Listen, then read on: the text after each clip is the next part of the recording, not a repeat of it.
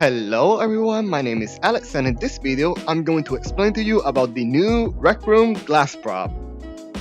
I'm going to explain to you on what it is, what are its different uses, how to instance it into your room, what are its configurations, and finally I'm going to tell you about the reasons why it is not a material and the future of glass. Before the video starts, I just want to say that I made a lot of research, I put a ton of hours making this video, and I made this video to give valuable information for you. I really don't like to spread false information, so if there's any error that I made, you can make the corrections down in the comment section.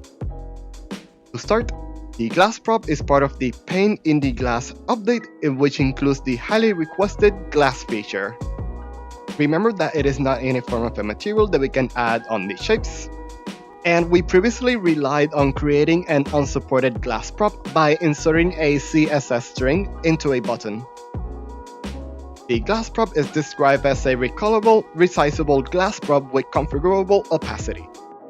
In short, it is a spawnable glass pane that can be used to create a display cabinet and a display case for your living room, create an unsupported mirror for your closet, create a swimming pool, windows, and others. In order to instance the glass prop, we have to go to the Watch menu, then go to Backpack, use Maker Pen, grab it, then press Open Palette.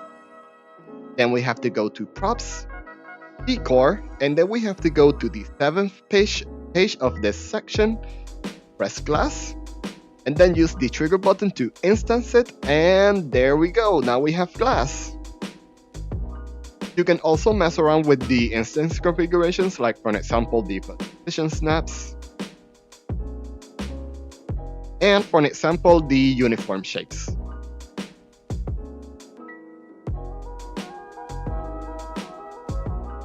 There are a lot of configurations that you can do to adapt and fit the glass prop into your room. For example, you can change the position, the rotation, and the scale of the glass prop. Also, you can mess around with the following new configurations.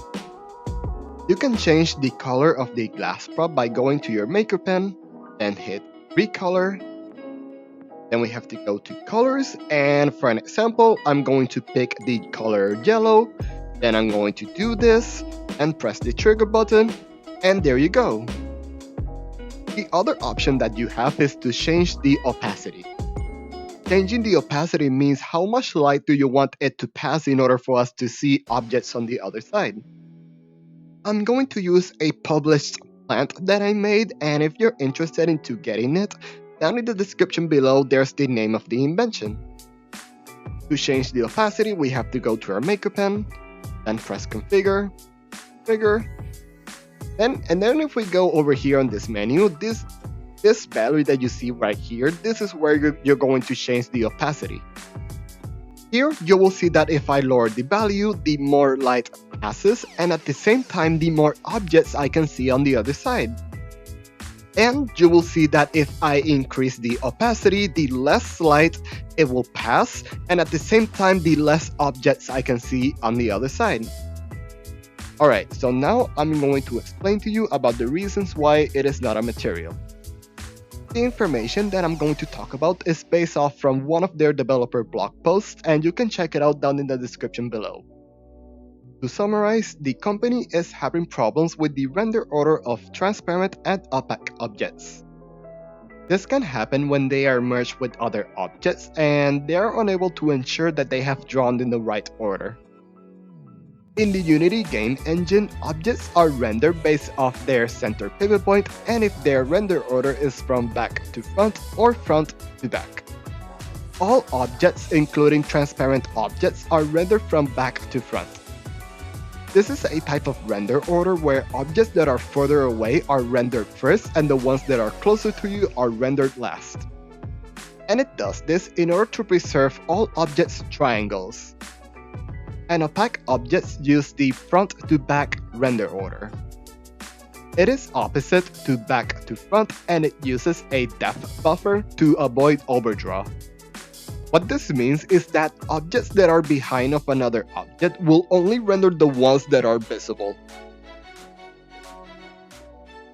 And also, this technique can increase the rendering speed. Now, in addition to the already discussed problems summarized earlier in this section, I'm going to talk about some of the limitations that bring these render order. First, let's take a look at the house and table example from their blog post. Rendering things from back to front isn't always perfect, especially with really big objects like the house.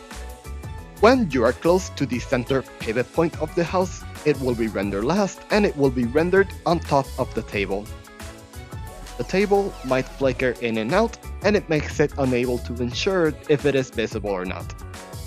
And second, transparent objects cannot get the benefit of using a depth buffer. They have to be rendered from back to front or else they look wrong. And since you can see through them, there's no faking it with a depth buffer. As for the future of glass, they're still working on a solution that can run glass material well on all platforms. Also, they are not finished exploring other rendering options, and they are discussing on ways to let creators set up custom reflection information for their rooms, which will improve the accuracy of glass reflection and metallic surfaces and generally make all of the lighting look nicer. So yeah, this is going to be the end of the video. Hopefully you enjoyed the video. You can join my Discord server and follow me on my Twitter. And see you on my next video. Bye.